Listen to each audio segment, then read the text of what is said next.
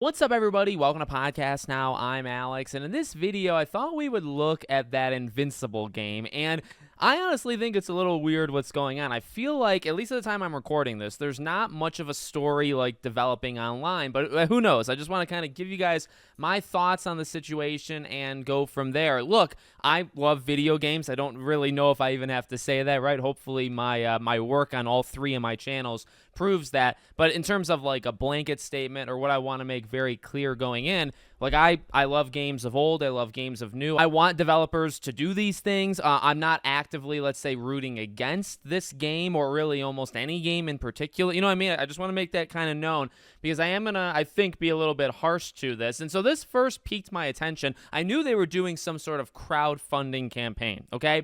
Now, it's what's in the crowdfunding campaign that kind of concerns me. So I saw this tweet from Cal over on Twitter, and he definitely, goes at them. I love the enthusiasm. I didn't go as hard, but I do have some issues with it. So, I did my tweet back to it.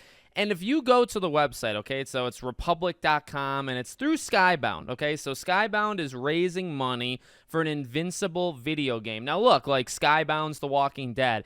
I liked season 4 of it. I think it was good. Do I think it's the best season? No. I feel like 3 is probably the worst. I'd probably go 1, 2, 4, 3 if I was doing like a quick ranking. So when they inherited like the remains of Telltale, some of these employees they kind of absorbed in, and they made the final season or the last couple episodes of The Walking Dead. I think they did good. And for me, it's all about kind of expectations. What do you expect of this game? So, again, there was a lot of rumors, I think, of this game. Then there was the announcement of this game. And this is, I guess, technically a real thing, right? They're making an Invincible video game. But here's the first problem. They say it's a AAA video game. AAA game studio with industry vets from EA, Activision, Blizzard, and Amazon. And you can look through, all these bullet points, right? But the first one after that is really interesting. 30 plus employees developing our first in-house AAA game based on Invincible. And so far, at the time I'm recording this, now this will probably go higher by the time you guys see it,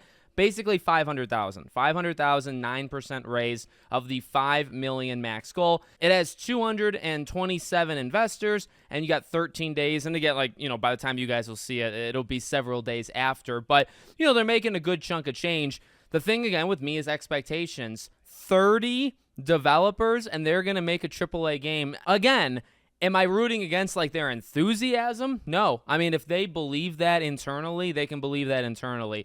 I just think to try to sell people on the idea that 30 people, 40 people, 50 people even, are going to make this AAA style game. And I would argue, it only gets worse. The thing that Cal was mentioning is actually towards the very bottom, but you can scroll through and kind of see their pitch and hey, here's the numbers that Invincible does. Here's why we think it would work. And yeah, I mean, it would actually work, but business model, this is where it kind of crumbles to me. Invincible is under development with a team of veteran developers with decade-long careers and multiple AAA games to their credit. With cutting-edge competitive gameplay, premium production values, and the most advanced online and technical foundations, Invincible will release under a premium model with multiple DLC expansions and special editions designed to cater to every level of fandom. In both competitive and local play modes, the game is designed to contribute new stories to the Invincible multiverse, enabling future releases, expansions, new character arcs, and adventures for years to come. What does that... Now, that was to Cal's tweet. That's what I even said on Twitter. What is that? And look, some of these people were part of, the Fortnite team, so, you can maybe see some of that. And like I said, what Cal said, what I'm about to say here, it's just a lot of words. Let's look through it one more time. Cutting-edge competitive gameplay. What does that mean? I mean, okay, we kind of know what each of these means, but okay, well, that's the first kind of buzzword. Premium production values. Again, these are just words. Most advanced online and technical foundations. Premium model, which is live service, by the way, with multiple DLC expansions and special editions, competitive and local play modes, contribute to the multiverse, enabling future releases, expansions again. So as if you weren't going to pay enough for this and they were going to release it piece by piece. Okay, number one, on just, the kind of games that I like and what we talk about on this channel. I mean, I'm not a fan. I guess to boil it down simply, they're really going after, to me, it sounds like the live service thing with a game that doesn't really sound like it should be live service. Like when you think of Invincible, do you think of Fortnite? Because it really sounds like that's what it would be. So you throw all these buzzwords out to try to get people interested. The issue is that genre is kind of, look, is it dying? I mean, it's definitely not what it was. And I think there's less and less potential and less percentage that you're going to actually nail a game and have it be successful. So you're going after this genre that has always had problems, in my opinion, but it's very sketchy and it doesn't look good more and more and more, and it's harder to succeed in more and more and more. That's what you're going to do with the Invincible franchise. And just so many of those words just feel like buzzwords to me where, again, like this is the business tab, so you're going after the structure of how is this game going to make money. I don't know, like just be a good game. I mean, you can come out, you can have DLCs, I suppose, but I don't know, just the way that they describe it there does not sound like it's going to be some sort of storytelling thing or even a focus on, Fortnite has a gameplay loop. A lot of games have gameplay loops. I don't know. I don't feel like gameplay would be the most important. I don't feel like the story or the narrative or the characters would be most important. I feel like it would be the premium model. Premium model is literally a fancier way of saying live service. It expands over time. They keep going. That's literally what it is. So, and I guess, okay, well, that's that part. But I already said the other issue with it in the beginning. Now combine those two things. So you're all of what I just said, plus you're a very small team thinking that you can make this gigantic AAA game. I mean, like, can you get funding from the fans, and then you're going to spin that and try to get funding from one of these companies or corporations? Maybe. Will the team expand beyond 30 people? Yeah, but to be honest with you, to make a game like this, you're looking at like a couple hundred people, at least 100 people. So your studio needs to triple in size, in my opinion. And I mean, look, I'm sitting here in front of a green screen behind a camera. I guess what do I know?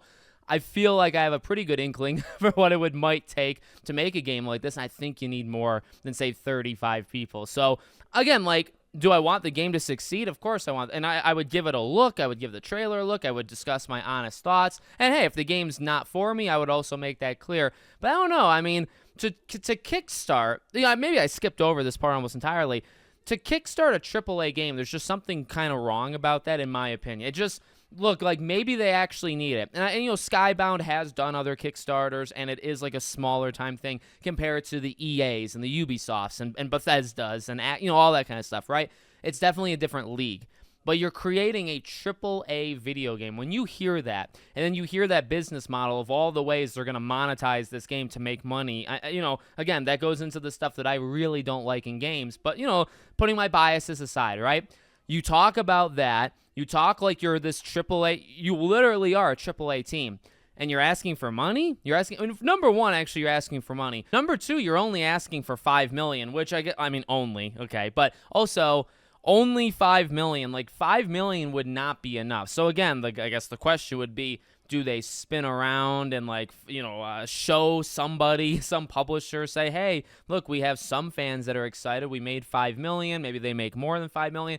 Can you give us the other $95 million to get us to, I don't know. I mean, I guess that is the part that I don't know if ignorant would be the right word. I just don't know. You know what I mean? But I can tell you a few things. You can't make a AAA game on the scale of freaking Fortnite from the sounds of it. You can't do that with 30 people, and you also can't do it for $5 million. And here's the thing. If this was pitched as a more indie thing, and we looked at the Prince of Persia. There's the Prince of Persia roguelike game, right, from Ubisoft, and it very much looks indie. It looks like, now that's the team I think that made Dead Cells, and Dead Cells is a masterpiece. But if you told me 20 people worked on that game, I'd believe you. You know what I mean? If you told me that game cost $100 million, I wouldn't believe you. You know what I mean? You can kind of, and it's not the quality, it's just you can kind of tell. If the studio's small, if the game doesn't have these big production values, which doesn't necessarily make it better, it's just, it has it, right? If you don't have that, that's okay. So I feel like I would be way more okay with this fundraiser. Even $5 million. I mean, going for $5 million, having 30 developers wanting to make an Invincible game. There's nothing wrong with each of those individual points, but it's when you're treating this game like a AAA and talking about it like this live service behemoth, number one, I'm not a huge fan of that, but number two, like, how do you actually intend to do that? Like, where's the other money coming from? Because there's no way, unless you're going to be waiting 15 years to make this game, you're not going to do it. So if you pitched it as like an indie game, this is going to be an experimental, you know, you're never going to see something like this from Invincible. We're going to make this a weird type of game. That's fine. That's totally fine. And you can fundraise, you know, for it. But the way they're going at it, it's like, well, to kickstart or to fundraise or whatever, crowdfund, a AAA game already sounds bad. And then the game doesn't really sound like it is AAA based off like who you have doing it. But you're saying it is, so like I guess I have to believe you. You know what I mean? It's why I titled the video, hopefully the way I titled it. You know, I don't know if it's like the worst thing of all time. I'm not saying it's a scam because I actually don't think it's a scam. It's like it's legit. They want to do it.